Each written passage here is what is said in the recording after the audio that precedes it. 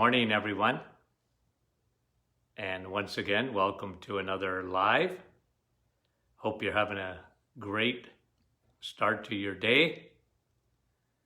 We're going to look today at part 2 of digestive issues. Why so many are affected. Good morning, Mike from Wawa, and good morning, Kim from Florida, Andrea from Niagara Falls, and Rosa.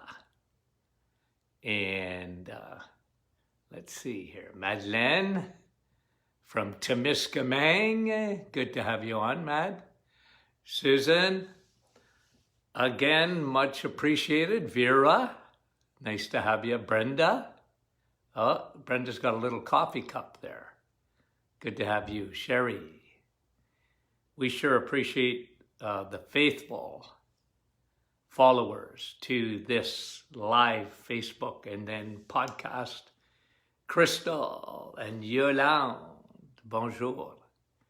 Jerry, yes, go Habs, go. Nelly, faithful followers. We appreciate it big time. Morris from North Bay, good morning to you.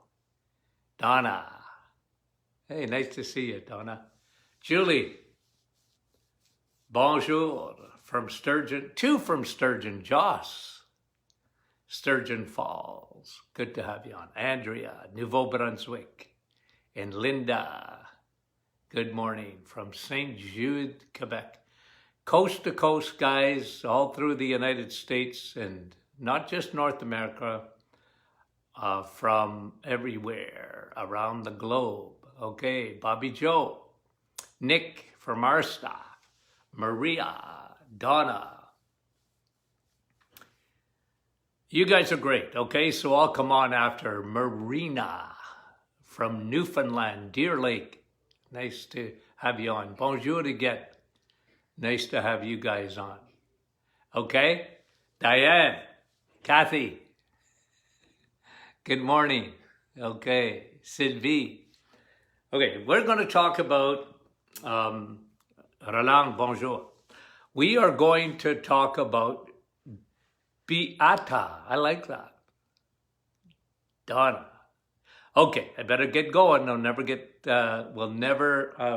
get started here. So, what we're talking about, and we started yesterday, remember the headline, okay? And this was incredible. 50% of the population have digestive issues. Either upper, meaning stomach, the upper GI, with the main symptom being acid reflux. And number 2, the lower bowel, the gut, what we call the gut.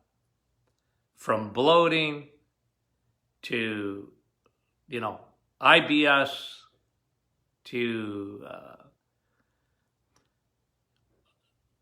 inflammatory bowel disease and Crohn's disease and diverticulosis, and these things are in an epidemic proportions today. Incredible. And as I mentioned yesterday, this really takes away from your quality of life. Now, let me just say one other thing before I talk about some other reasons. You know what one of the most frequent cancers is today? And something that was very rare, especially amongst young people? Colorectal cancer. Colorectal cancer is, the numbers in North America are astounding. And especially amongst young people. I mean in their 40s, in their 30s, getting colorectal cancer. That was unheard of. That was unheard of at one time. Not that colon cancer hasn't been around for thousands of years, but not in the proportion it is today. So yesterday, just a little bit of a recap, we talked about two of the big reasons. One, food. Guys, it's sugar. It's sugar. And crappy carbohydrates. Remember what carbohydrates are, guys, okay? Like if you look at it from biochemistry, what's a carbohydrate? It's just it's a long, you know how I always talk about, fatty acids and why I love DHA, for example, because it's a long chain fatty acid, okay? And your body loves long chain fatty acids. But you know what your body doesn't love? Long chain glucose, because that's all a carb is. It's just there's simple sugar, and then there's a multitude of sugars. That's what carbohydrates are.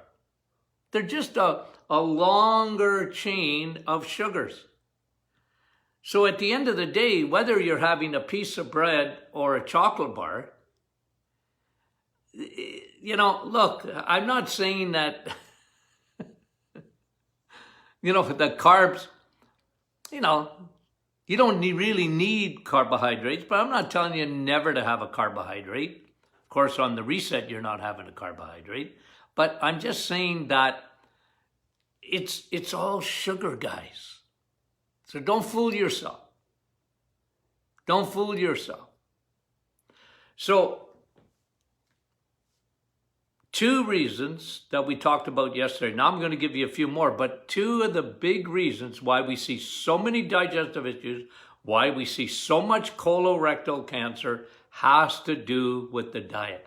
You're feeding the wrong army. The battle within the gut. The battle that takes place within the gut. You feed the wrong army. Sugar feeds the wrong army. It feeds bad bacteria, and it doesn't feed your good guys. And what happens is that you have an invasion into the body. You don't see it. Doctors are not trained to even look for it. I hate to be negative, but they're not. You almost have to slap a physician to talk to them about candida yeast. What? I remember several times in my practice that physicians would tell that Dr. Martin there that if you ever got yeast or fungus in the bloodstream, it'll kill you. And they meant immediately. And I used to say, well, your doctor's right. It will kill you, but it will be a slow death. You see, yeast, think about what yeast is. Okay, guys, just for a second, think about what yeast is. Outside the body, what does it do? What does yeast do? Makes things rise. Right?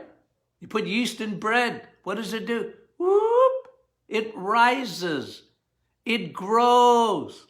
Put it inside your body. It's an invasive species. And a lot of times, this is what's exactly going on even from one end of your body to the next. It is a fungal infection. It's a yeast infection. You see, medicine, and I understand that their training is viruses and bacteria.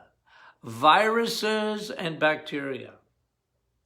So when you eat sugar and you live on sugar, and kids today live on sugar 200 pounds a year on average, 50 gallons a year, young people drink in soda, 50 gallons of it on average. You want to talk about feeding the bears and disrupting the microbiome in the gut. And then you have, number two, antibiotics. The greatest discovery of the 20th century became the curse of the 21st. And I talked to you even about the virus that doctors, and I get it, you go to the hospital or whatever, they're going to give you an antibiotic. They're worried about secondary infection. And I understand that. Problem is, and we talked about this yesterday, you've got superbugs. And those superbugs, they get into you, they will thrive in your gut. And today we see so much more of C. difficile. We see so much more of H. pylori that lives in the stomach. And when you have a good stomach, you might have H. pylori, but it's kept asleep. You know?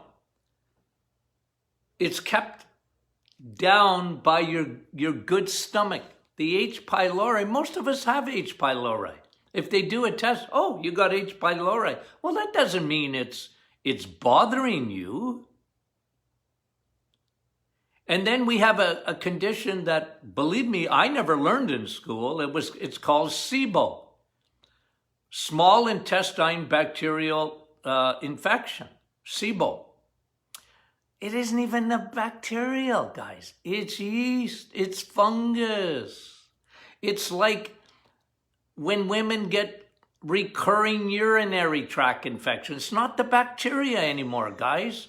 It's you have a yeast infection along the walls of the bladder. That's why women, think about it, moisture. Yeast is the first cousin of mold. They're cousins. They love moisture. That's why they love your sinuses. You get chronic sinusitis, yeast, fungal. You better take care of it. Antibiotics, wonderful. But we've got big problems because of the overuse. Now, number 3. Okay, so those are the first two. Little recap. Number 3. This is huge, guys. Why do we see 50% of the population with digestive issues, upper GI or lower GI? Why? Stress. Stress. Big problem. Now listen. Your body was built for stress. You got 2 organs called your adrenal glands. God gave them to you to deal with stress. You release cortisol. It's the fight or flight.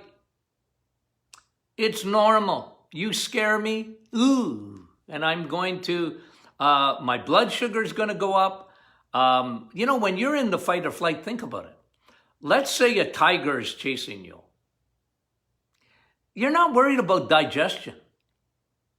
You see, what stress is, it's a diversion. Think of it.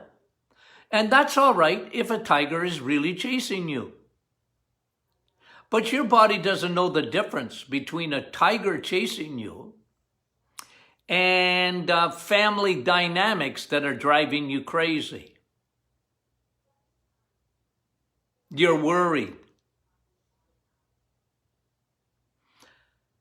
And cortisol is being secreted all day long. You're not being chased by a tiger, but, a tiger's got you, you got a tiger by the tail. You're never giving up. And your stress ain't going away. And this is a big problem today. This is one of the things that I talked about. Actually, there was a new study this morning, that I read about of this. Again, let's talk about the virus just for a minute. You see, it's not normal. I have been very upset about the small thinking, the focusing on the virus, in a sense that they've gone after the least vulnerable. What do I mean by that? Well, you see, folks, young people, this isn't good for them. For a young person to wear a mask, it's not good for them. For a young person 6 feet apart, and now they're talking about, 3 feet's enough. Anyway, no, but guys, listen, I get the whole thing about the virus, but that the world, you know what's killing the lockdowns? You know what it's killing? It's killing our young people. They don't get sick from COVID. And they're not in school. They can't, they're locked down. It's not good for them. And this is, I'm telling you, these are the unintended consequences. I've talked to you about their mental health. This is not good for them. This is not good for them. The amount of depression and that, but guys, listen, this is another unintended consequence. I'm going to tell you something. When cortisol, and kids will secrete cortisol, they will be stressed. They might not know how to deal with it. They might not understand it. But what it does is it changes the microbiome in their gut. Kids are stressed. It's not normal. It's not good for them. It's the first time, I think, in recorded history that we've been more worried about the older generation than we have about the younger generation. I'm sure you, as a parent or a grandparent, you'd get in front of a bus to protect your kids, wouldn't you? Or your grandchildren? It's natural. If I'd have known grandchildren that much fun, I'd had them first.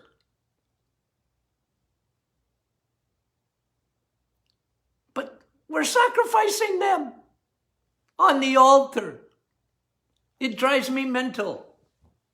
We are going to create all sorts of, loneliness and stress and not, guys, we're meant to be with each other.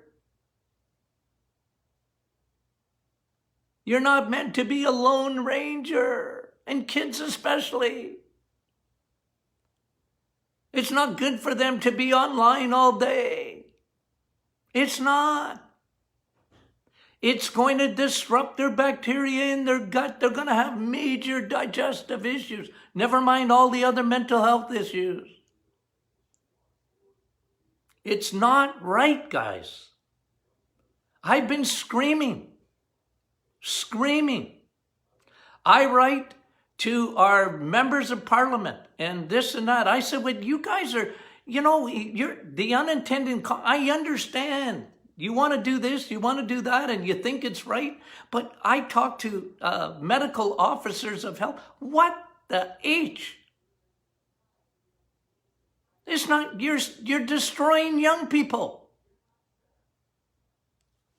Okay, no more rants. I wanted to stick to the digestive track. But stress, guys, coming back to a huge issue in gut. You could have a little bit of yeast in your gut, and then you pour gasoline on the fire when you have stress. That's what stress does, guys. It pours gasoline on the flame of inflammation. Inflammation, you pour stress, it's a major factor in digestive issues. It's a major factor in acid reflux. It's a major factor in lower GI problems, is stress. It's, usually when someone has a real bad IBS, a real bad irritable bowel syndrome or inflammatory bowel disease, IBD, Why? Why do they have inflammatory bowel disease? Yeah, fungus, parasites, you know, severe irritation of the bowel. But stress pours gasoline on the flame.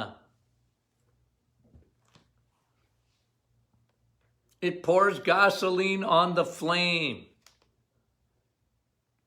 Okay. Now, I'm going to be a little controversial. You guys know me. I've got the can't help it. I'm going to be a little controversial, but let me say one of the big reasons, okay? One of the big reasons that we have so much digestive issues today is that we bought the lie 40, 50 years ago. Fiber, fiber, fiber. I saw an advertisement yesterday. I think it was Drew Barrymore. She is got cereal boxes all around her, and she says, we need fiber. Give your kids fiber, give your grandchildren fiber, and you need fiber. If you want to have a healthy gut, you need fiber, fiber, fiber. Not true, not true, not true. Drew Barrymore is not right. And guess what she had? Frosted flakes. She said that was her favorite. That's a way to start a kid's day. Not so much. Not so much. You see, I'm just going to give you a little bit of physiology, okay? Because, again, it's almost like when I talk to you about meat versus plants, okay? Now, both are good. But in this day and age, in the thinking of this day and age, plants are up here and meat is barely tolerable. And as a matter of fact, it's oftentimes avoid meat. It's carcinogenic. It's the opposite, guys. Now, let me just give you a couple of blanket statements. Number one, in case you didn't know this, you're not a cow. In case you didn't know that. Cows eat fiber. Grass. Lots of fiber. Cows have 4 stomachs. You have 1. You only got 1. You're not meant to eat grass. That's what I call salad, glorified grass. You know how many times I have had to get, and ladies, don't take it personally, okay? I'm using it as an example. Ladies, chicken and salad.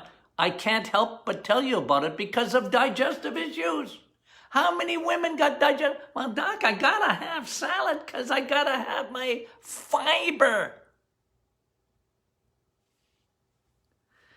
Fiber's overrated. Fiber is overrated. I'm not saying never have it. I'm just telling you it's overrated.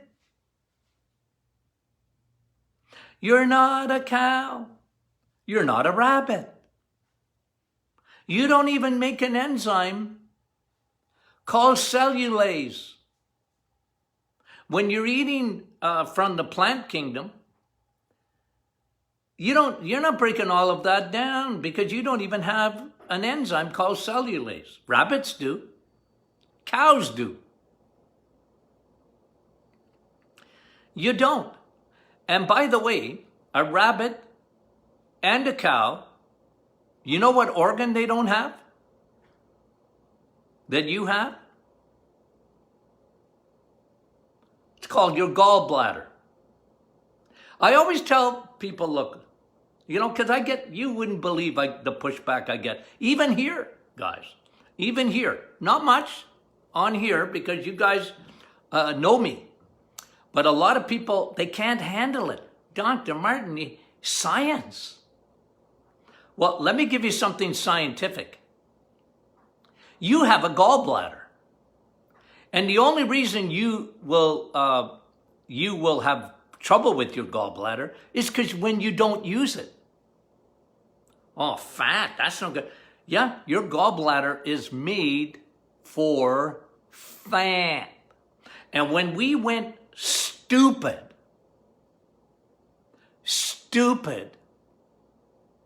fiber, not fat, we're destroying ourselves. You got a gallbladder. Why do you have a gallbladder? Because you're meant to eat fat and cholesterol. That's good for your bowel. Think of when you have a steak, the fat around it, get the fatty meat, it lubricates your gut. You know what you want in your gut?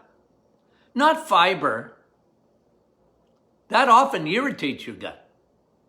You get somebody with irritable bowel syndrome, I got them off. No more vegetables, very little fruit for a bit till I fix your gut. What, doc? No cruciferous vegetables.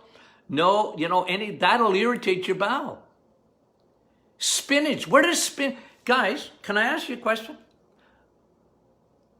You ever gone out for lunch or supper and then you had a spinach salad? I hope you're checking your teeth after.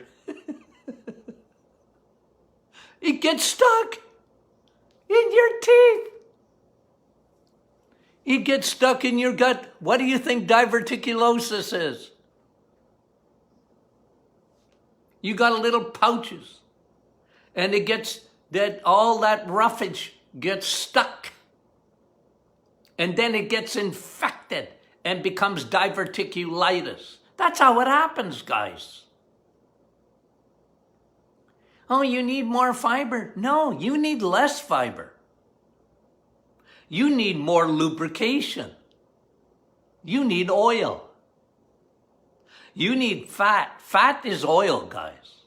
It'll lubricate your bowel.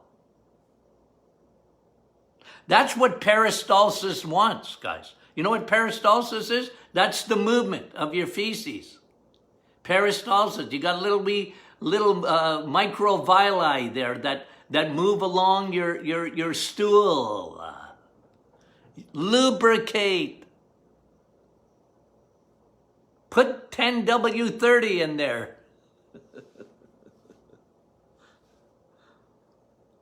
It comes from fat. It greases down. That's why oil is so good for you guys.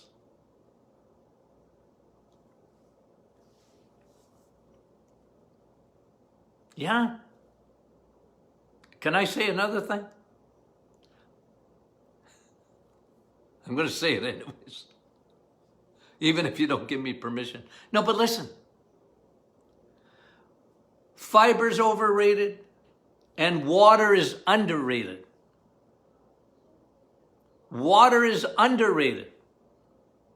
That's why we see so much digestive issues today. People are so stinking dehydrated. Oh, Dr. Man, I don't like water.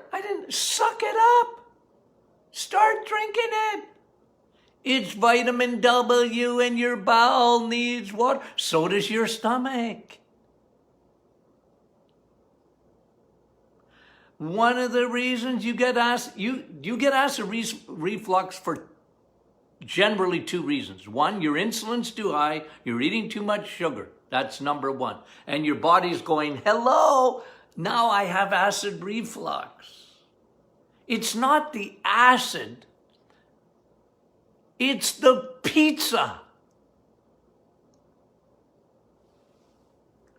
Ooh, you know, and I'll just take some, I'm just going to eat what I want and take Tums or whatever. Guys, it's when you get acid reflux, your body's screaming at you. Hello, you're eating bad food, too much sugar, too much carbohydrates. Stop. Plus, you're not drinking enough water. Your bowel, you know what, doesn't need fiber, guys. It needs oil and water. That's what your bowel needs. Oil, fat, and water. Not fiber. Fiber came from, you know where fiber came from? The cereal companies. Dr. Kellogg's. Liars, liars, pants on fires. Cereal companies are liars. You need all brand. You know how many people in my generation, and even my parents, okay? They're all gone now.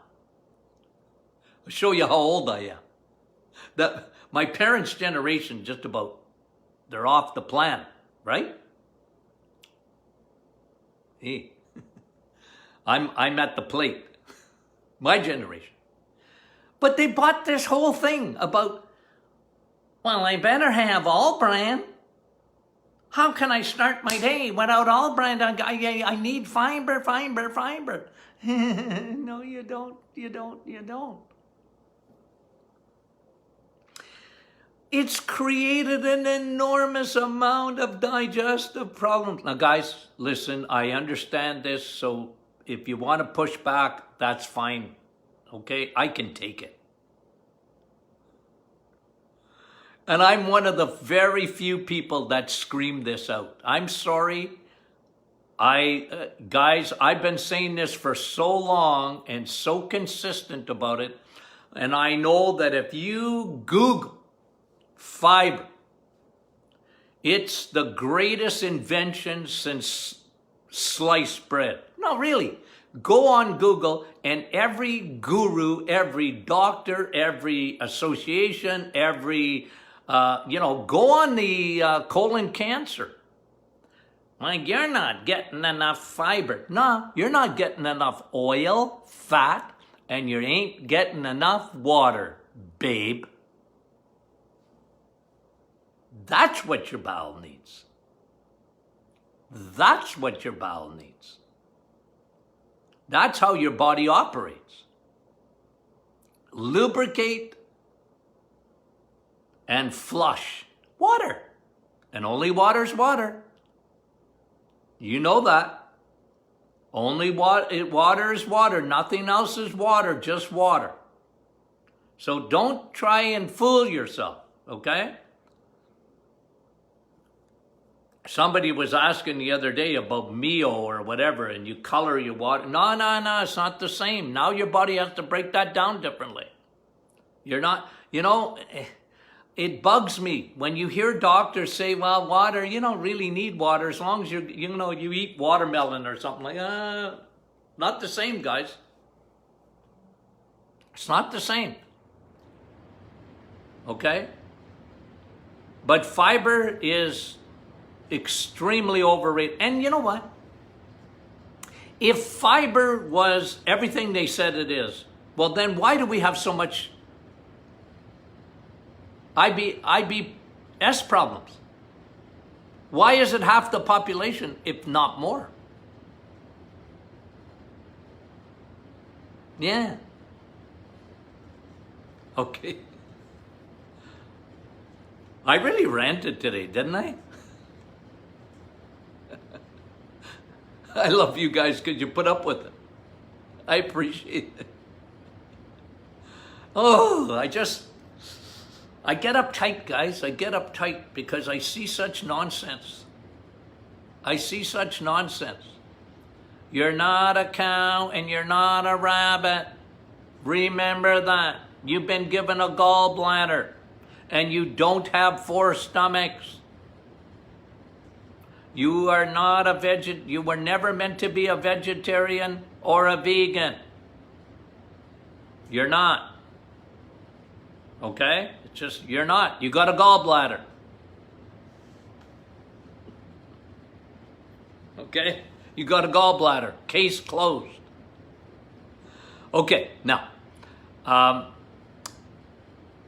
tomorrow's Thursday. We're going to have a morning session tomorrow. Okay? So be all mornings this week. Okay? Monday through Friday. Invite your friends to join, friends and family to join the Martin Health private Facebook group. Okay? We want to thank you. Tony Jr. and I thank you dearly for making the Metabolic Reset book the #1 selling health book in Canada. And I bet you close if it's not in the United States too. Numbers are astounding. We appreciate it. Guys, thank you for that. Thank you for your support. It's much, much appreciated. Okay? And Friday will be question and answer Friday. So if you got any questions, now there's a few questions that were left off from Monday's session because we did question and answer on Monday. I'll answer those on Friday and any other questions that you would have. Okay? So thank you very much.